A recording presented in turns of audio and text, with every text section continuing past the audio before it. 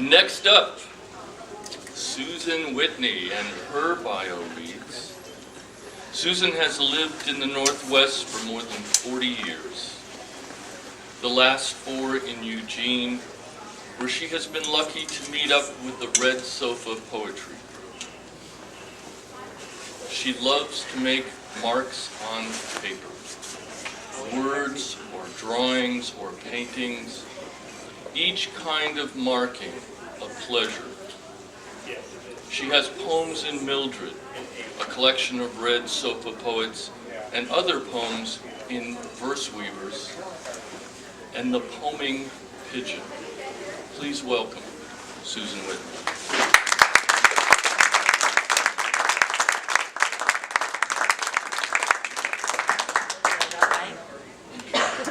Hi, can you hear me fine? Okay.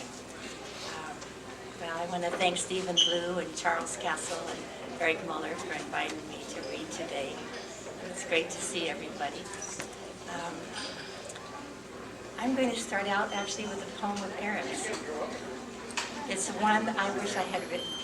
It's from a small book. He makes these small books. And this one is 8 and Late. And I want to read number 4. 4, Toward the Essential. She is trying to listen to more music. She is trying to listen to more. She is trying to listen. She is trying to. She is trying. She is. And I just love the way the first line gets erased and erased and erased. And that leads me to here. I have a whole collection of Erik's small books, which I treasure. They're great. That leads me to a project that I've been interested in, and that is erasure. And I've been going to Sunday mornings at Tony and Michael Hanner's house, and we write, and then we cut and paste. And I found this old book of poems by a woman named Alice Meynell. She's British. She was writing in the 1800s. She grew up in Italy. She was a suffragette. She converted to Catholicism. She had 8 children, and she wrote poems. And I love her titles and some of her words. I'm not so excited about some of the poems, so I covered them up. That is a lot of fun, but I leave some of the words that I especially like. And so I have asked the same instrument guru, Brian, to make postcards of some of these pages, and they're on the back table if you want them. But I'll read a couple of them. This is, the title is Builder of Ruins. And the words are, cold, chidden fears, Keats dying. And another one is, oh, there it goes. This is The Young Neophyte. Unfaded, unripe, oh rash, silent. And this one, I love this title. The lover urges the better thrift. The words are smiles, kinder, cup. So those, I don't think they're poems, but they were once. The other thing I also stole from Erik is the idea of this small book. This. Oh, okay, I wander, sorry. Yeah. Okay, I'll try to stick this. I also made a small book with collage on one side and a poem on the other, and those are also at the back, and you can take one if you like. This is what it looks like, a little bit. And the inside of this is a poem called Submerged. It was trouble that took him to Bimini, where the warm water gave him butterfly-finned beauties. It was these beauties who escorted him to the sinister stinging cells. It was the stinging cells hanging like dazzling curtains. It was the curtains of deadly touch, partitioning the blue-green bay. It was the blue-green bay full of flashy fish at play near the pier. It was the pier facing the Gulf Stream, a road into the sea. It was the road to tigerfish and barracudas, guarding pens of spiny lobsters. It was the seduction of color that killed him. I'll continue with a few poems that I wrote for the Red Sofa Poetry Group. We meet twice a month, and we usually get prompts before the meeting, a phrase, words, pictures, and it's sort of fun to try to write to those. This is called Today is the Day You Will Succumb. The willy-wah blows the gutter from the eaves, tosses it into the air, consigns it to a puddle. The willy-wah comes with a whistling, with wild flings of orange and gold leaves. I will report the missing gutter to the landlord, along with the burned-out landing light. I will return to the bustle of cooking, reduce the wine sauce, add a pinch of tarragon. I will tempt you with sliders set on willowware, oysters from Willapa Bay, wind in the trees. I will tempt you with crabs from Winchester Harbor, pink against the teal and topaz water, 70 of them. News from the outside comes by post, a syllable at a time. I reduce it to a jingle I can sing while I deglaze the pop. I assign coercion to the past, blown far away by the willy-wah. I consign the sliders to second course, sitting on willowware. The kitchen warms itself and sends aromas to the living room. I will tempt you with oysters, crabs, wine, and salty crackers. And then I found another poem full of W's again. And this was from a workshop I go to on Wednesdays at Tony Hanner's. And it's, we tried out different forms of poetry. And I like poems. There's a lot of things you can do with different ones. This was the alphabet poem, so I chose W. W. You change your tune, W, when I least expect it. We wave, wise above crows, and answer to wind whooshing.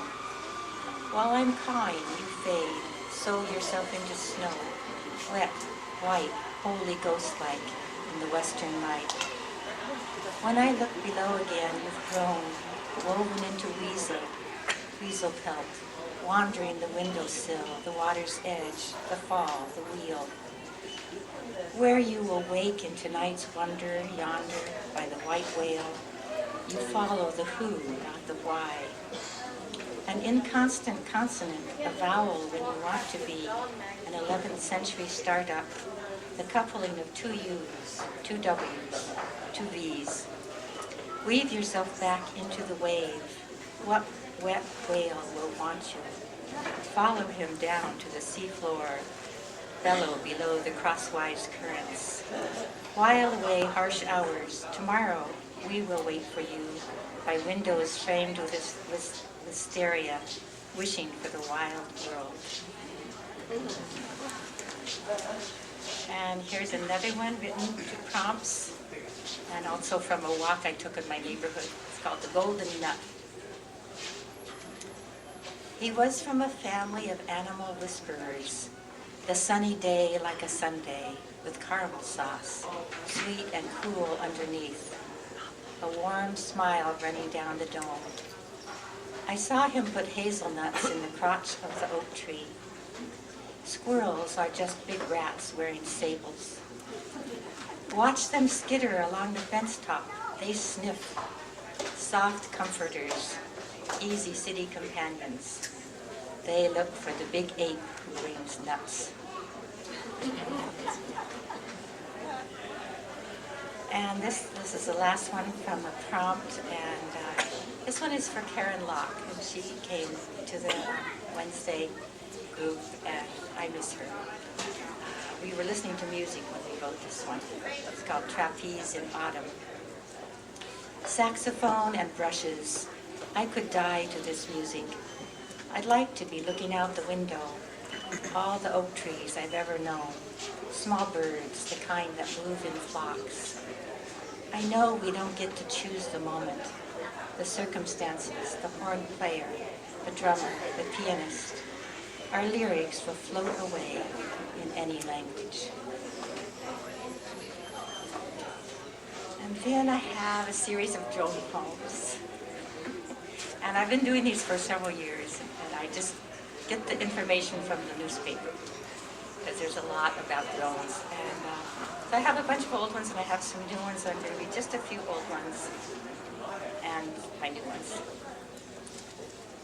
If you can drive a car, you can fly a drone, an octocopter, pterodactyl-like. You can patrol pre-Incan highways, swoop the ancient city streets, spy on ruined palaces and temples, pre-Columbian insurgencies. Incarnated oracle, you can document before and after. You are the seer. Easily confused for a large bird, flying at 3 a.m., the illegal phantom owl, white and snowy under the radar, swooped pilotless over the fence, crashed into a tree on the south lawn, recreational at 3 a.m., a drunken lark, it was called.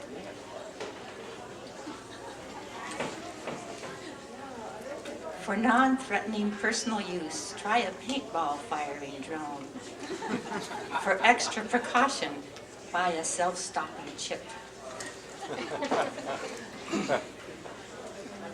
DJs delve into drones, beehives of hum, monotony of bass, hip-hop or pop sped up or melted down to a slurry of sound found beside the sitar as foil in basement dance halls for a trance. The bee unstopping, looping its tracks, tapping its laptop. How this drone is like that drone, an undanceable desolation, an unmoored wash of sound, a trudging dirge, amorphous, menacing power. Dronies on ponies, dronies at parties, dronies on a cruise, dronies buying new shoes, dronies from my cronies. Here I am, Mom. Such a long arm I've grown. Okay, so those are the old ones. This is a new one. The pen takes a break. My pen is running out of ink. Quick, the drone. Supplant the text-based poem. All imagery is not created equal. The camera's eye can fly, the butterscotch sky yields snapshots of clouds over Norway, meltwater flowing off a glacier, streaming easier than ink. The pilot is the poet, stationary and imaginary. She guesses what she might see. Catapult over a pyramid, find the prints of camels in the desert, zoom in on the embroidery. The bridle jingles as the camel sways. She would follow this caravan. The battery dies, the drone drops. Into the frying pan she pours what she's got and stirs, ice with sand.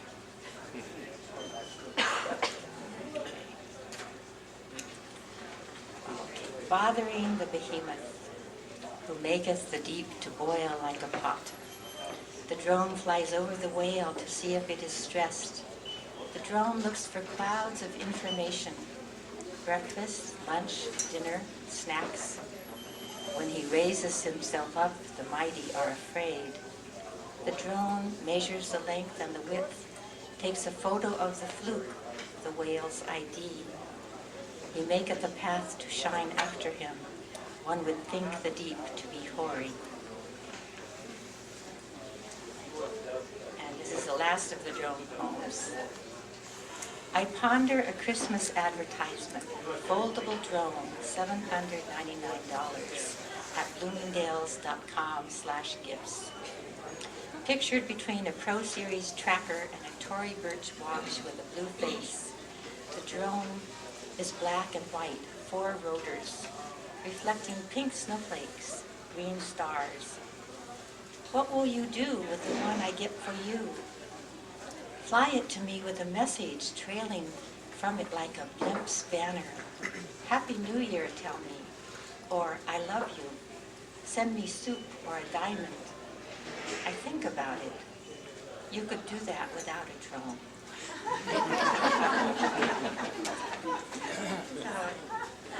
Oh, I have one more.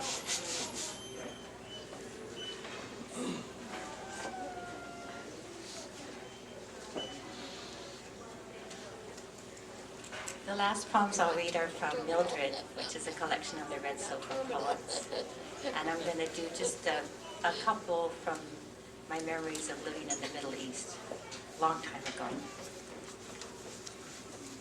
And these are in forms, formal verse, pantoum and a canzone. So the pantoum is the first one. Beirut in the mid-morning, customs slow, drowsy, taxis line up, drivers yell. Up the coast, we'll take you up the coast. Customs slow, warm and drowsy, we stop for a demitasse. Up the coast, we'll take you up the coast. We speed by the salt lagoons. At Junier, a demitasse, late morning sun warms the hilltop. We speed north past salt lagoons. Red poppies overrun the amphitheater. Late morning sun warms the hilltop. Mary's statue gleams above the sea. We pick red poppies in the amphitheater, a bouquet for those waiting. Mary surveys the green-blue sea. Taxis queue, drivers yell. A bouquet of poppies for the waiting. We leave Beirut mid-morning.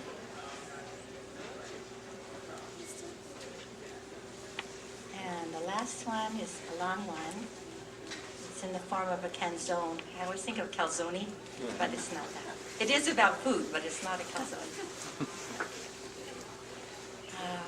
Let's see. And I say it's one of the foods is baklava, but I say baklawa because in Arabic, where I learned this word, there's no V. That's wa. If we want to show off, we serve baklawa. When we are rich with charcoal and lamb, we grill shish kebab. When we want dessert first, we eat baklawa. When Hazem visits, she chops walnuts for baklawa. If we're in a hurry, we buy ready-made falafel. It's from a shop next to the patisserie with a window full of baklawa. If we're near the patisserie, we usually buy baklawa. When Hazem finishes making baklawa, she picks quince. If she's in the mood, she makes jam from quince. If not, we have her famous baklawa. Sometimes she serves it with goat's yogurt. If we have no baklawa, we eat only yogurt. To soothe our stomachs, we eat yogurt. To brighten the mood, we eat baklawa. We send Ahmed to the shop for yogurt. He returns with our clay bowl full of yogurt. We serve it with grilled shish kebab. We add chopped cucumbers to the yogurt. We stir crushed garlic into the yogurt. We send Ahmed again for falafel. More guests have arrived and we want falafel. All the dishes are soothed with yogurt. Hazem has not forgotten the quince. Hazem has made sweet sour jam from the quince. When we have new jam from the quince, we like to spoon it over the yogurt. We like the tart and sweet of the quince. If we want perfume, we bring in a bowl of quince. If we want crunch and flake, we eat baklawa.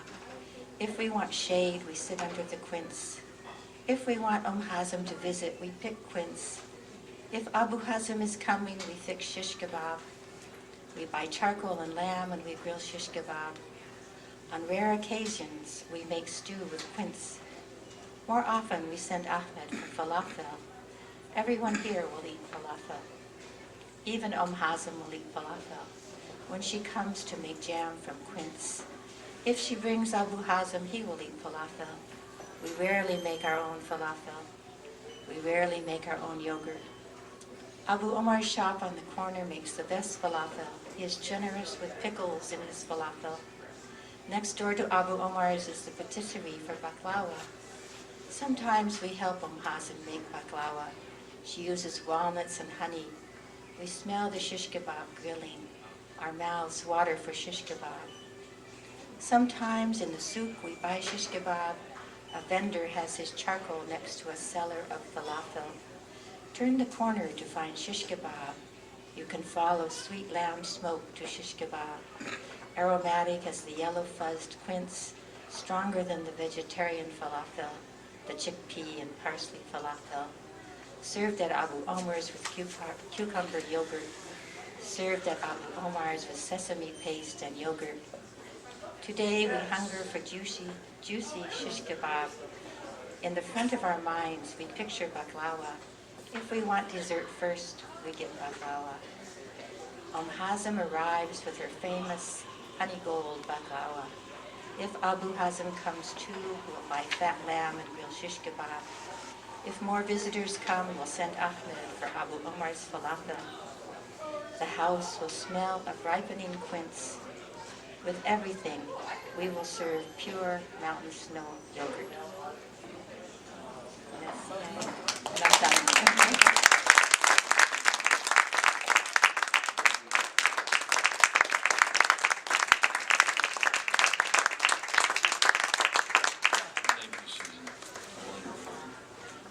So we will take a 10-minute break and come back and we'll have an open mic. There's still a few slots on the list and that's what we're here for. So if you've got something to read, please put your name there. One more big hand for our featured readers.